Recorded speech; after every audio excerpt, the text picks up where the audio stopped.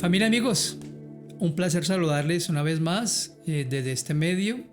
Todavía bastante emocionado, agradecido con Dios por lo que fue nuestra reunión del domingo pasado.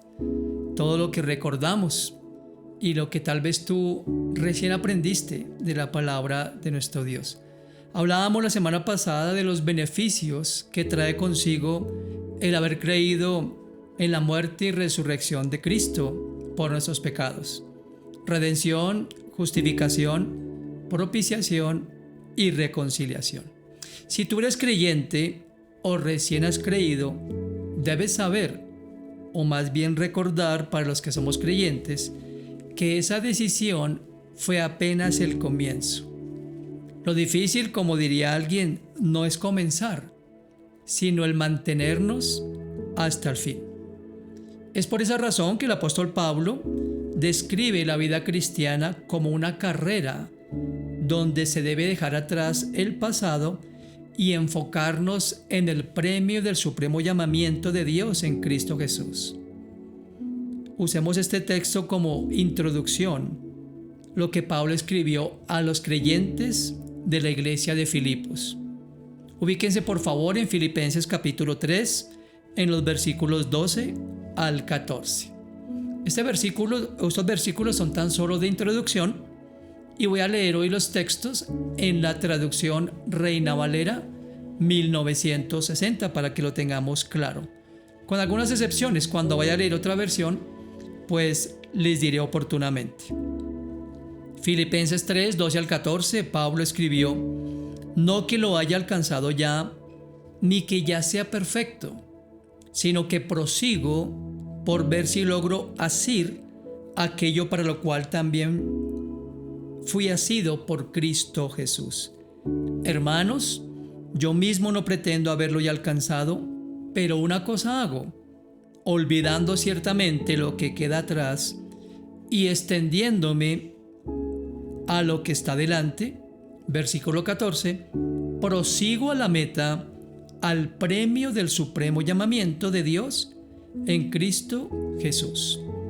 Pablo, en este texto de Filipenses, está recordándole a los creyentes que ninguno de nosotros puede alcanzar esa perfección, pero que debemos proseguir hacia esa meta que tenemos en Cristo Jesús.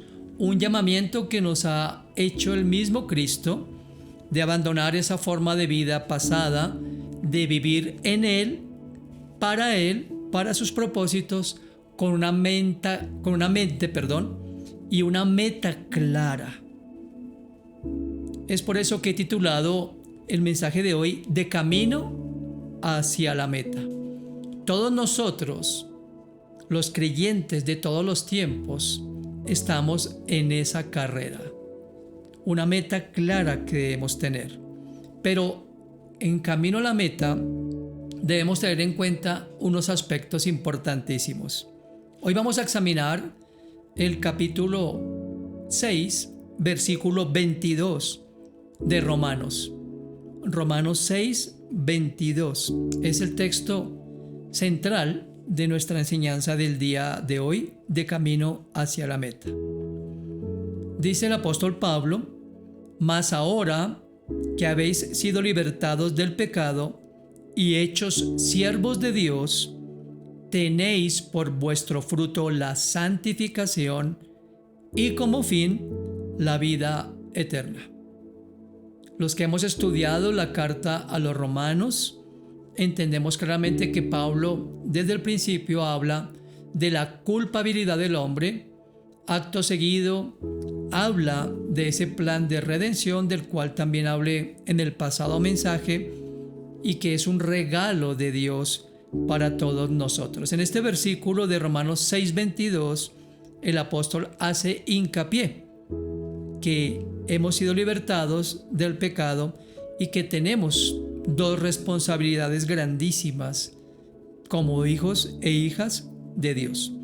En este versículo, entonces, el apóstol nos muestra o nos habla de tres cosas de suma importancia que debemos tener en mente constantemente para podernos mantener en esa carrera y llegar a la meta. Sé que es el deseo de todos nosotros. Yo permanentemente pienso en esa meta que me aguarda en los cielos. Lo primero que vemos aquí en ese versículo de Romanos 6:22 es que debemos recordar que tenemos otro amo. O dicho de otra forma, debemos recordar que hoy tenemos otra condición espiritual. Nos dice el apóstol Pablo que hemos sido liberados del pecado. Nuestro Señor Jesucristo, hablando en el Evangelio de Juan, dijo lo siguiente. Juan capítulo 8 versos 34 y 35. De cierto os digo que todo aquel que hace pecado, esclavo es del pecado. Y el esclavo no queda en la casa para siempre, el Hijo sí queda para siempre. La esclavitud del pecado siempre conduce a dos cosas puntuales: hacia la vergüenza y hacia la muerte. Recordemos que desde Génesis, cuando Adán y Eva pecaron contra Dios, cuando no le creyeron a las palabras que Dios les había dicho y el plan que tenía en sus vidas y por medio de ellas, entonces el pecado entró en ellos y dice que se avergonzaron y se escondieron de Dios. El pecado en todas sus formas siempre traerá vergüenza, siempre traerá separación de la relación con Dios, y aún en nosotros, como lo vengo compartiendo también en las epístolas de Juan, siempre habrá consecuencias y siempre habrá esa ruptura de la comunión. Pero mirando ese texto, el apóstol Pablo ha venido describiendo el fruto de una vida lejos de la justicia de Dios. El fruto de una vida que destruye, de una vida que obviamente no puede contar con la comunión con Dios. Pero los lectores, los creyentes en Roma, habían pasado a una nueva condición. Ellos habían entendido que habían sido liberados de la esclavitud del pecado y que habían sido ahora, como dice Pablo, hechos siervos de Dios. Nuestro Señor Jesucristo, en ese mismo texto de Juan capítulo 8, verso 36, dijo lo siguiente: así que si el Hijo los libertare, serán verdaderamente libres. Noten algo interesante en esta palabra.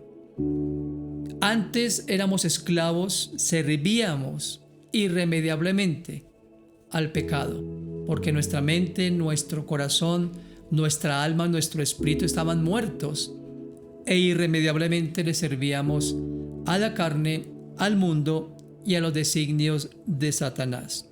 Pablo dice en esta carta de Romanos, en capítulo 6, verso 18, que ahora somos esclavos de la justicia. Ahora quiero puntualizar el término esclavitud, usado por Pablo en esta carta. Hablaba de alguien que libremente entra en una relación de amo y de esclavo. Noten el contraste. Antes éramos esclavos de la injusticia de este mundo y su cosmovisión. Ahora somos siervos de la justicia de Dios. Pablo nos está diciendo que al confiar en Cristo y en su obra redentora, hemos entrado en una nueva relación con Dios. O diría, en una verdadera relación con Dios, porque antes no la teníamos. Nuestra identidad entonces está estrechamente relacionada con Cristo. Cambiamos, somos otras personas y somos motivados, alentados a hacer lo correcto. Cuando somos siervos de Cristo, ahora anhelamos las cosas que Él anhela, deseamos hablar como Él habla y deseamos agradar al Padre como lo hacía Jesucristo. Ese es el primer aspecto de ese camino hacia la meta. Debemos recordar que tenemos hoy otra condición, como lo acabo de exponer. Debemos recordar que no tenemos por qué dar rienda suelta a esos deseos que antes nos oprimían y que nos mantenían alejados de Dios, de su ciudadanía y desde luego de las promesas de Dios. Todo el Antiguo Testamento describe exactamente esa condición tanto de un hombre, de una familia y luego de un pueblo como lo fue Israel.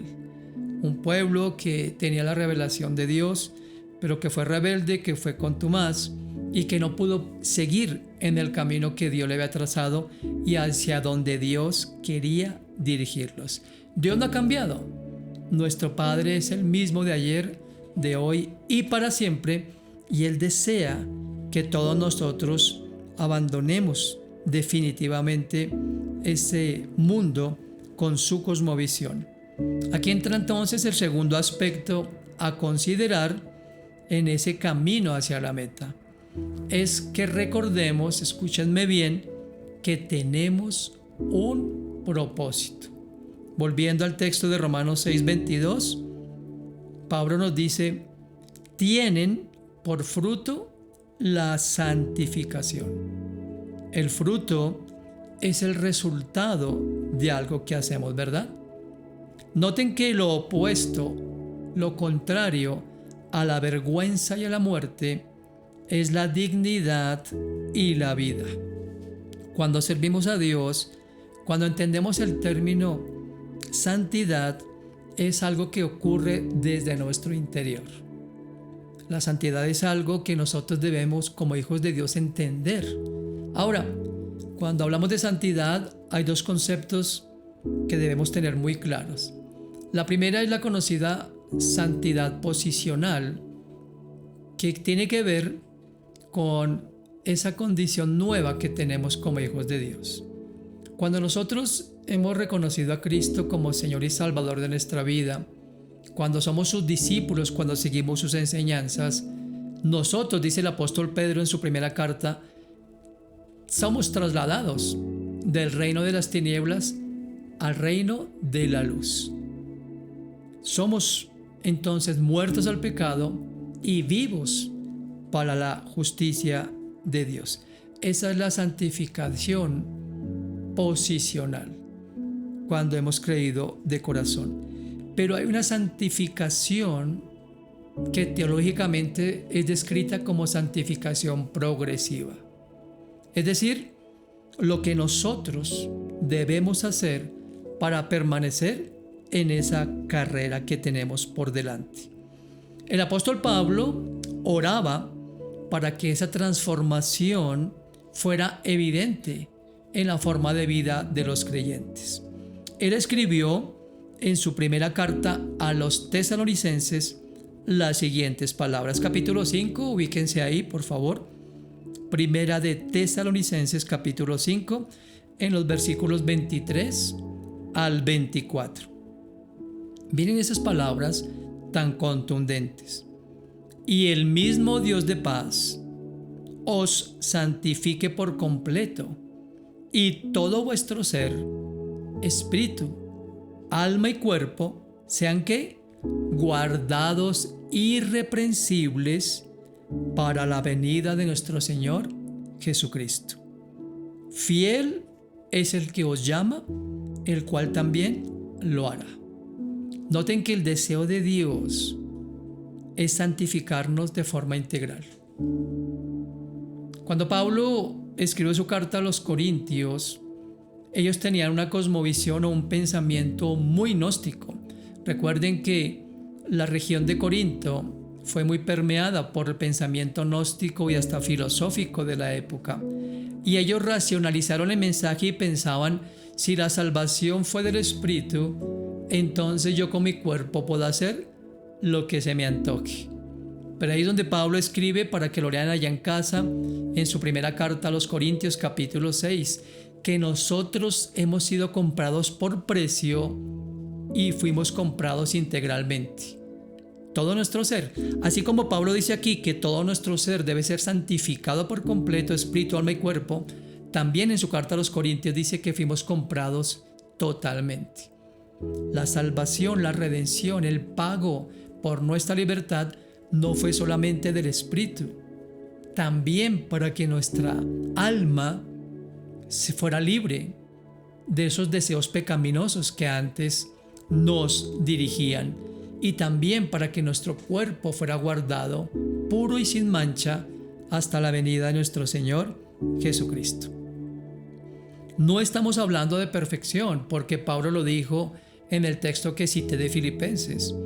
No podemos hablar de perfección en esta tierra, pero sí de proseguir. Esa santificación progresiva debe verse evidenciada en frutos de labios que confiesan su nombre. Dios nos cambia, Dios nos transforma, pero nosotros debemos dar pasos también que muestren esa unión que tenemos y esa nueva vida que tenemos en Jesucristo. Jesucristo claramente dijo también en muchas de sus enseñanzas que Él nos eligió para que fuéramos y diéramos fruto, y fruto que permanezca. Pero tiene que haber un fruto primeramente en nuestro interior. En la primera carta de Juan, capítulo 3, versículos 2 y 3. Recuerden, por cierto, que estoy compartiendo en este canal de YouTube esas cartas de Juan. Aquí hicimos un break, un pare, mientras compartía la semana pasada todo lo que tenía que ver con la salvación, y ahora este mensaje de hoy, y si Dios lo permite, el próximo domingo retomaré entonces la exposición de esta primera carta de Juan, que vamos en el capítulo 2. Si no has visto las enseñanzas, te invito para que entres al canal, las escuches y las compartas con tus allegados. Leamos entonces en primera de Juan capítulo 3, versos 2 y 3, lo que Juan, inspirado por el Espíritu Santo, le dice a los creyentes y por supuesto nos dice a nosotros. Amados, ahora somos hijos de Dios y aún no se ha manifestado lo que hemos de ser, pero sabemos que cuando Él se manifieste seremos semejantes a Él, porque le veremos tal como Él es. Y todo aquel, mira esto, que tiene esta esperanza se purifica a sí mismo, así como Él es puro. Dice aquí Juan, aún no se ha manifestado lo que hemos de ser. La santificación y la glorificación, que es de lo que está hablando aquí Juan, son dos cosas que nosotros, los hijos de Dios, experimentaremos. La santificación completa cuando seamos sacados de este mundo, bien sea porque Jesús venga por su iglesia en el arrebatamiento, como dice Primera de Tesalonicenses, o bien sea porque seamos llamados por Cristo de este mundo. Cualquiera de los dos escenarios, salir de este mundo nos lleva a ese estadio de la glorificación. ¿Qué es la glorificación? La transformación que ocurre en nuestro interior cuando ese cuerpo de pecado es dejado atrás y ese cuerpo es transformado, dice aquí, a la imagen de nuestro Señor Jesucristo. Es algo que nosotros anhelamos como hijos de Dios. Todos los hijos de Dios, como dice aquí Juan, deberíamos anhelar eso, que este cuerpo sea transformado, renovada nuestra mente. ¿No es lo que anhelamos? ¿Cómo anhelamos nosotros esto? Que ya el pecado no nos asedie más, que ya este mundo con su cosmovisión perversa no nos afecte, y mucho menos el maligno con sus dardos de mal. Ahora, ¿cuál es la parte de nosotros en esa santificación? Mientras aguardamos la glorificación, ¿cuáles son las acciones puntuales que deberíamos nosotros tomar? El mismo apóstol Pablo, en la misma carta a los Romanos, nos lo explica. Vayamos al capítulo 6, a los versículos 12 al 14. Noten lo que Pablo aquí dice contundentemente. Es una instrucción para nosotros, no es una sugerencia, es un mandato, es un término gramaticalmente, es una ordenanza. Dice, no reine pues el pecado en vuestro cuerpo mortal, de modo que lo obedezcáis en sus concupiscencias. Ni tampoco presentéis vuestros miembros al pecado como instrumentos de iniquidad, sino presentaos vosotros mismos a Dios como vivos de entre los muertos y vuestros miembros a Dios como instrumentos de justicia. Porque el pecado, miren el verso 14, no se enseñoreará de vosotros, pues no estáis bajo la ley, sino bajo la gracia. No debe reinar el pecado en nosotros. Antes, cuando estábamos del otro lado, cuando éramos esclavos de la injusticia, cuando éramos esclavos del mundo, no teníamos opción. Vivíamos como el resto del mundo, como dice Pablo en su carta a los Efesios capítulo 2. Antes éramos como el común de las personas. Nos deleitábamos en el mal. A todo lo malo lo llamábamos bueno y nada nos hacía avergonzar.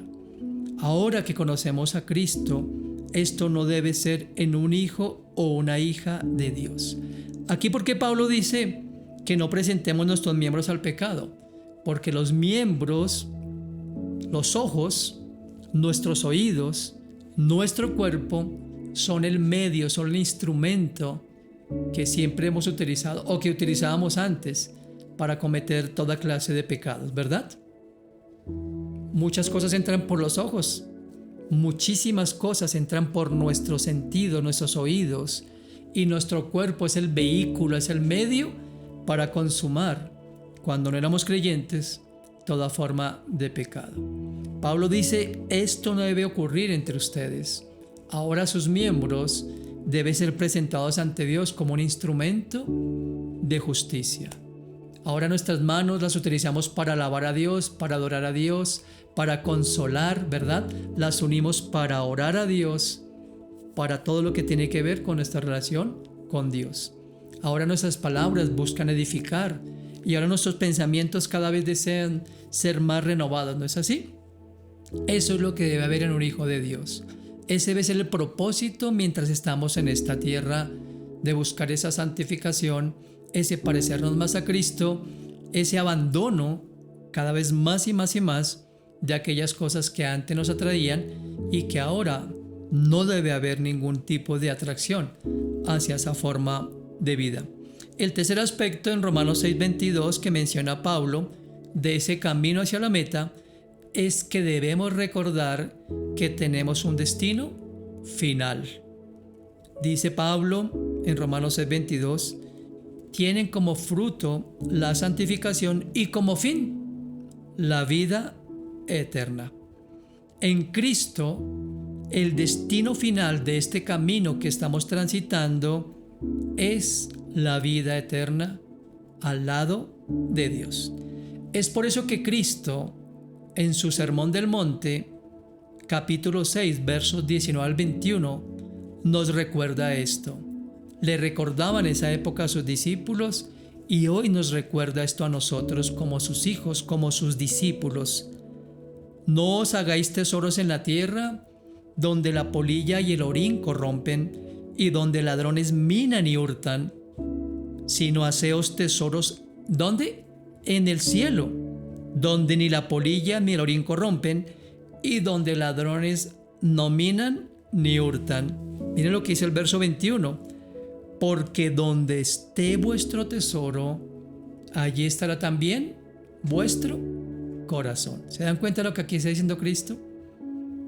Los hijos de Dios no debemos buscar las cosas de este mundo. Tristemente, esta doctrina, ¿no?, de la prosperidad ha desviado a muchos y ha llevado a muchos a buscar a Cristo, como lo digo yo, solamente por el pan y el pez. En muchas organizaciones se predica solamente eso. Sigue a Cristo y tendrás bonanza, tendrás casa, carro, beca. Ahora, quiero aclarar algo, no quiere decir que Cristo no nos quiera bendecir. Él nos quiere bendecir, pero aquí Cristo dice que nuestros tesoros deben estar en el reino de los cielos. La cuenta para ustedes y para mí, llena, con superávit, debe estar en el reino de Dios y no aquí en la tierra. ¿Estoy explicando? Es la misma idea que tenía el apóstol Pablo cuando escribe en su carta a los Colosenses lo siguiente. Ubíquense conmigo en Colosenses 3, del 1 al 4. Aquí hay un condicional. en esto que Pablo dice a los creyentes de Colosas y a nosotros desde luego. Si, pues, habéis resucitado con Cristo, buscad las cosas ¿de dónde? De arriba, donde está Cristo sentado a la diestra de Dios. Poned la mira en las cosas de arriba, no en las de la tierra, porque habéis muerto y vuestra vida está escondida con Cristo en Dios. Cuando Cristo vuestra vida se manifieste, entonces vosotros también seréis manifestados con Él en gloria. Concreto, directo. Si realmente hemos renacido, mi mente, mi corazón estará enfocado permanentemente en el tránsito, en esta carrera intermedia. Algunos están comenzando la carrera, otros ya vamos finalizando, digo yo, esa carrera. No sé cuándo la terminaré, pero una cosa tengo clara, tengo la meta en mi mente. Ese texto de Colosenses en la traducción en lenguaje actual, miren cómo dice: Dios les dio nueva vida, pues lo resucitó juntamente con Cristo. Por eso dediquen toda su vida a hacer lo que a Dios le agrada. Piensen en las cosas del cielo donde Cristo gobierna a la derecha de Dios. No piensen en las cosas de este mundo, pues ustedes ya han muerto para el mundo y ahora por medio de Cristo, Dios les ha dado la vida verdadera. Cuando Cristo venga, también ustedes estarán con Él y compartirán su gloriosa presencia. ¿Se dan cuenta? Y en la carta a los Romanos, en el capítulo 8, el apóstol claramente dice: los que son del Espíritu piensan en las cosas del Espíritu, pero los que son de la carne, en las cosas de la carne. Es una contradicción que un hijo de Dios diga que tiene sus tesoros en el cielo, o que anhela la vida eterna, o que trabaja para el reino y está más empeñado en hacer tesoros aquí en la tierra. Ahora, no me malinterpreten, no estoy diciendo que sea mal trabajar, no estoy diciendo que sea mal vivir con las cosas necesarias, eso no está mal, pero lo importante es que nuestra mente tenga claro que nuestra vida aquí es momentánea, que estamos apenas en el primer peldaño de lo que será la escalera de la eternidad. Dice Pablo en su segunda carta a los Corintios, hablando de este mismo aspecto, capítulo 4, verso 18. Porque nosotros no nos preocupamos por lo que nos pasa en esta vida que pronto acabará. Al contrario, nos preocupamos por lo que nos pasará en la vida que tendremos en el cielo. Ahora no sabemos cómo será esa vida. Lo que sí sabemos es que será eterna. Hermoso.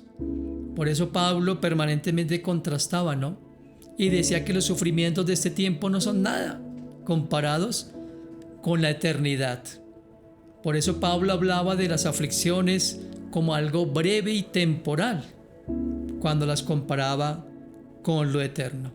No le preocupaba lo que estaba viviendo en el presente, porque él en ese entonces estaba en prisión. Él sabía que pronto abandonaría ese cuerpo, pronto abandonaría esta tierra y que ocuparía el lugar que Cristo le había prometido que tenía para él.